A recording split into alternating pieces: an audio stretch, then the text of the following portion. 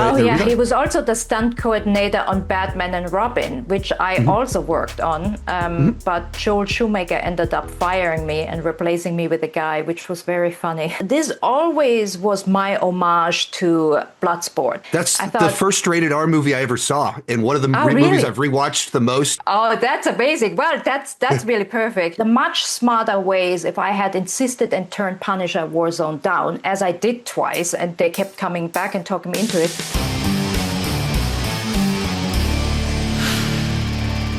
Well, thank you so much for your time. I'm a big fan of The Punisher, martial arts tournament movies, dystopian sci-fi, and my college degree is in Bible. So, seemed like Oh, you made a wow. movie was Perfect probably right match. up.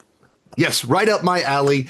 And kind of with that in mind, this film, it's like a high concept, such a high concept premise where it is this dystopian future martial arts tournament about deciding which religion the world would serve. Where did you first come up with that idea? How did it evolve, and what was that journey to the big screen?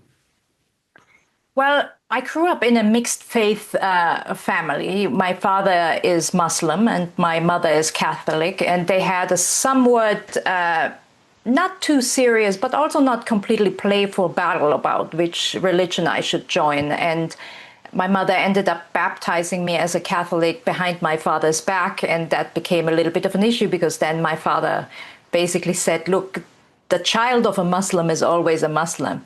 And that went on for a while, but for the purpose of when you grow up, where I grew up, you had religion still in school and you only had Protestant and Catholicism. And so the kids basically split up into these two lessons, and you didn't want to be the kid who's just hanging out for an hour. So my mother kind of did it with good intentions, and then also it had to do with choice of school. But, culturally, I, celebrated Ramadan as much as I celebrated Christmas. And, there was always this question that my parents asked and that I asked myself, which one should I join? And then, of course, you get older and you get introduced to other people's religion and you think, well, maybe I don't join either one of them. Buddhism sounded really good at the time, and I ended up studying theology, which nobody had told me, but I quickly found out that people who study theology end up usually agnostic or atheist because you get introduced to, all the scriptures of the world, and it becomes very difficult to say, oh yeah, they have it right in this continent. Coincidentally, everybody who's born there, is automatically introduced at birth to the right, belief. But what you do get is an appreciation of the rich mythology and why it was invented. And so I've always been somewhat obsessed with all religions. Mhm. And so then what was the path to take that kind of deep personal kind of experience for you, as well as what you've experienced in life, and tell it in the format of a martial arts tournament fighter, dystopian? How did you kind of merge those ideas together and develop that concept? Well, I come from martial arts. I was a martial artist before Yes. I was a stunt woman and a director. And so people always ask, well, when are you going to do a real martial arts movie? And I think the general public doesn't understand that martial arts has a big problem in that, unlike boxing movies, we can't just tell a Rocky story. We can't just say this guy who is poor, who needs a break, he wants to just be world champion, and we're all rooting for him. In martial arts, for some reason, you need either a child that has been kidnapped, so now I have to fight, otherwise they kill my child, or the brother who has been killed, now I have to revenge my brother, or the wife has leukemia, so I'm joining this fighting circle so I can collect the money to heal my wife. It's always some dumb BS plot that we have to put out there to justify martial artists. I never understood that. Why is it okay to box, but it's not okay to, use your legs as well? Like that's how I always saw it. It's like it's a sport, But that is the issue. And so within that concept and not wanting to do, my brother was killed, so now I'm joining this underground circle, what could I do? And I thought The Matrix did it really well, where you had this dystopian plot, and within the concept of that, the martial arts, was really incredible and really important and didn't need this, potboiler plot. And that's really when I thought about what could I come up with where you don't have this silly revenge, or fundraising plot. And that's basically how the story was born. And I think I've carried this idea with me for like 15, 20 years. I wanted to write it because I thought nobody's going to greenlight this. So I wanted to write it as a young adult book first, and never really sat down to do that properly. So out of the blue, at some point, this executive who had distributed Green Street Hooligans, which was one of my first movies in England, called up and said, "I run Netflix International. Do you have any ideas?" And I said, "Yes." And then originally I sold this as a much bigger concept, 3-movie deal with a much bigger world and a much bigger budget. But that is the struggle of every filmmaker. Just because you're selling something at a massive, big budget, 3-picture deal, that doesn't mean you end up with anything in the end. Right. Well, I guess you kind of touched on this a little bit. It does seem harder and harder to get original films made these days, especially with a budget. What was the biggest struggle in getting this to the screen? I mean, the fact that it's on the screen at all and that you guys are seeing it is a miracle so big you can't even imagine, because it started as, woo, here we sold a 3-picture deal, now let me write it. And in the process of writing it, it became, oh, we don't really want 3, maybe make it 1. Okay, well, now we don't really want any of it at all. And so it was completely canceled. Then I went back and begged. I said, can I just make this in a small version? Mind you, I literally went from selling a $150 million 3-picture, big dystopian sci-fi martial arts movie to nothing. And then they said, well, can you make it for like under 10 million? I said, yeah, I can make anything. At some point you just say stuff, because frankly, while I'm saying that, I had no idea how I would take this huge concept, which was much more sci-fi and, a much bigger world in its original concept than, what I had to make it. So I had no idea how I'm going to shrink it that much. But I thought to myself, this always was my homage to Bloodsport, which I thought was a good movie, right? And that's the first rated R movie I ever saw. And one of the movies I've rewatched the most is Bloodsport. Like late at night, I want to put something on to watch that I've seen a zillion times and quote from beginning to end. Bloodsport is the movie that I put on. Oh, that's amazing. Well, that's really perfect. Yeah, I literally on set, I would sing to myself, kumite, kumite. And the young kids, like some of the young PAs and stuff had no idea what I was singing. Like, it was, you had to be a little bit older to get what that was. And of course, all the martial arts people knew. But my lead actor, he was like, what are you always singing? I'm like, you haven't watched the best movie ever.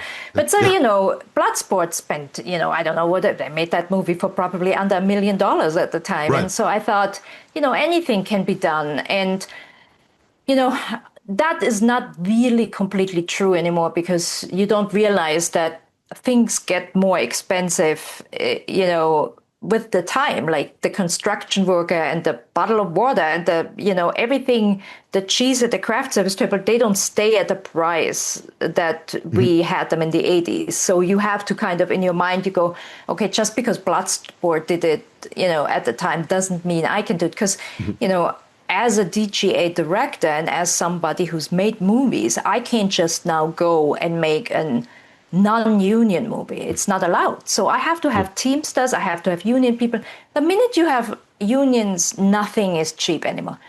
And by the way, I don't want to complain about that, because rightly so. Like people like crips and gaffers and stunt people work incredibly hard. They should get properly paid and get pension and health. So I'm all for that. It's just people have to understand, we can't make these movies anymore for the same prices that we made movies in the 80s. And nobody really wants to give you $20 million, $30 million, even $10 million is a very rare budget for a studio to hand out. I got very lucky that I even got that, you know. I mean, that's the conversation I'm constantly having with the frustration of Hollywood right now, is that all the money goes towards remakes, adaptations, franchise films, and all these original movies that, like, all these franchises started as an original thing at some point in time.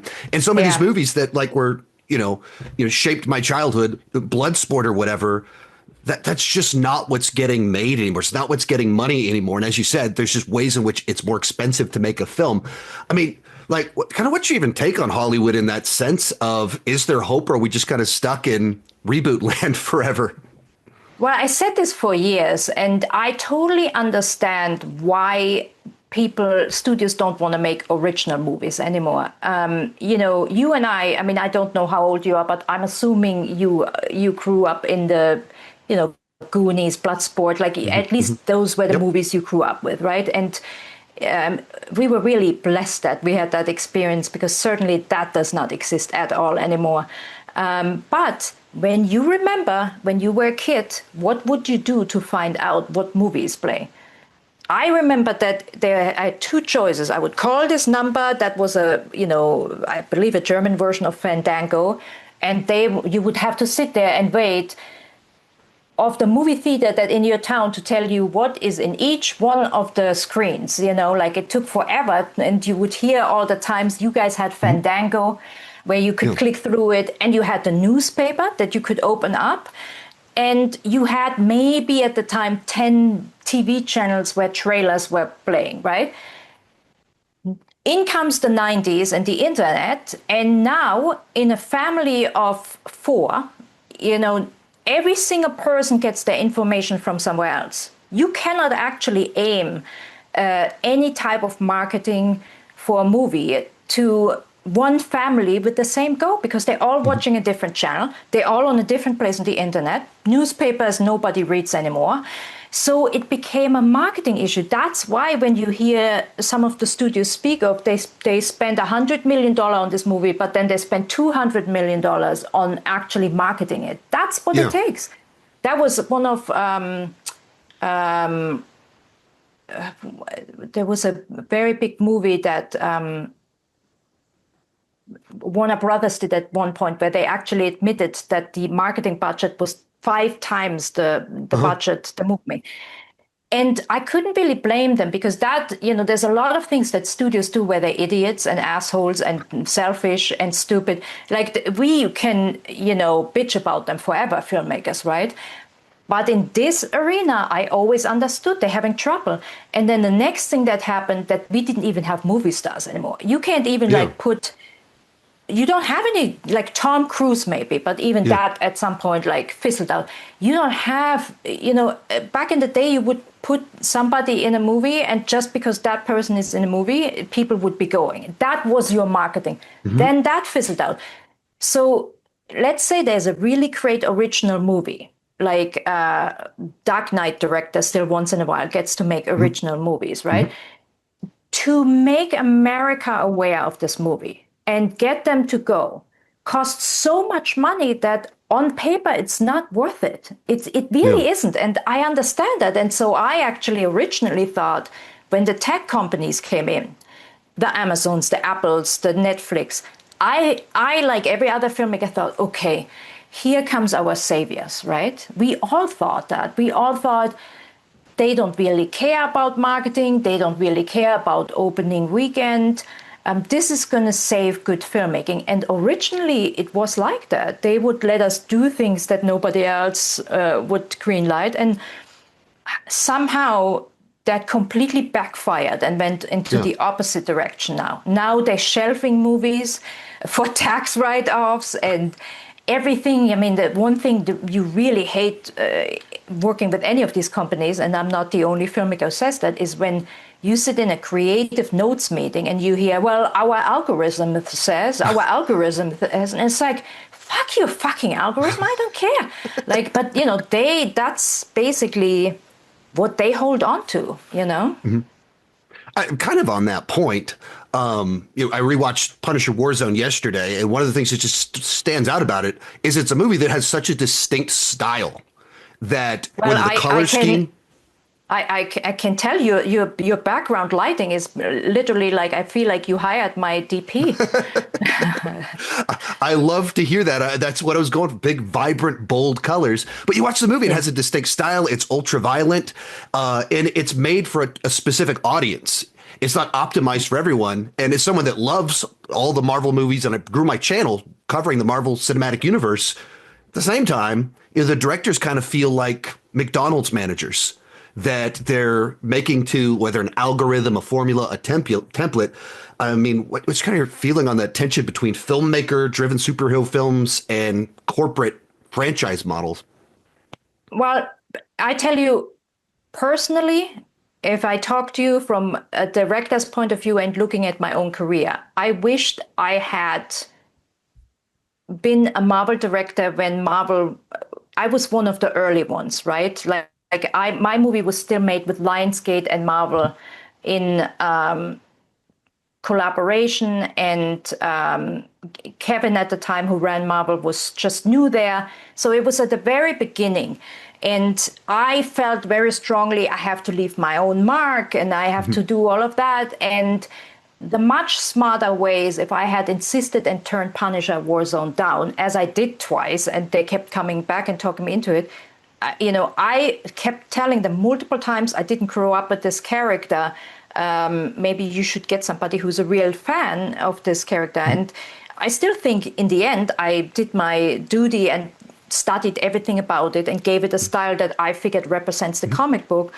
But if I would have just waited and stepped into a time when Marvel became much more, first of all, they don't collaborate anymore, and they are much more like a TV show where they hire directors not to be unique or creative, but to just go with what works for them.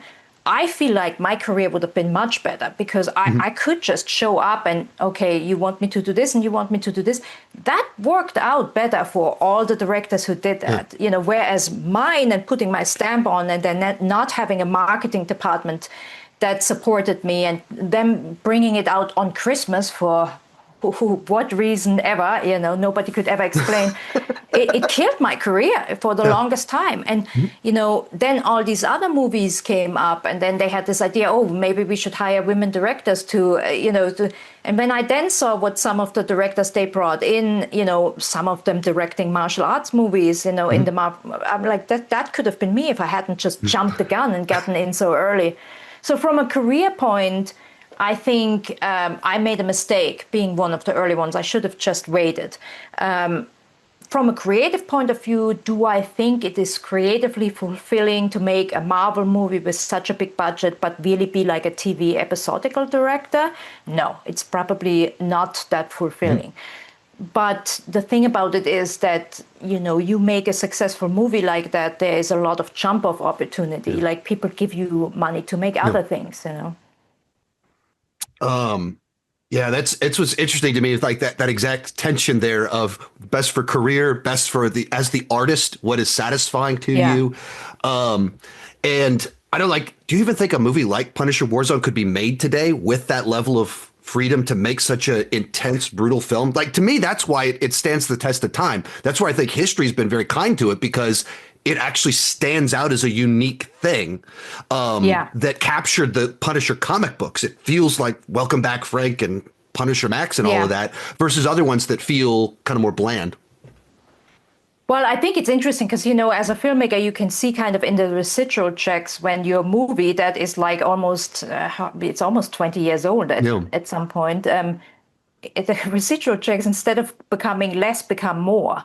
It's almost like new generations keep like discovering this, and becoming fans. And then suddenly I'm getting emails from people and I'm like, but you were like 8 when that movie came out. How do you even know about? But there is definitely like people are finding it and saying, oh my God, how did you manage to do this? And, I didn't do anything special other than insist that I will have my own style. If we're making it and I'm making it in the way that I think this would be enjoyable, which really, to be honest, was in a manner that represented the comic book to a T, because I had read the critique of the previous movies, and the biggest one of the one right before was that it was way too PG-13, way too daylight. They said this didn't remind us of any comic books we read.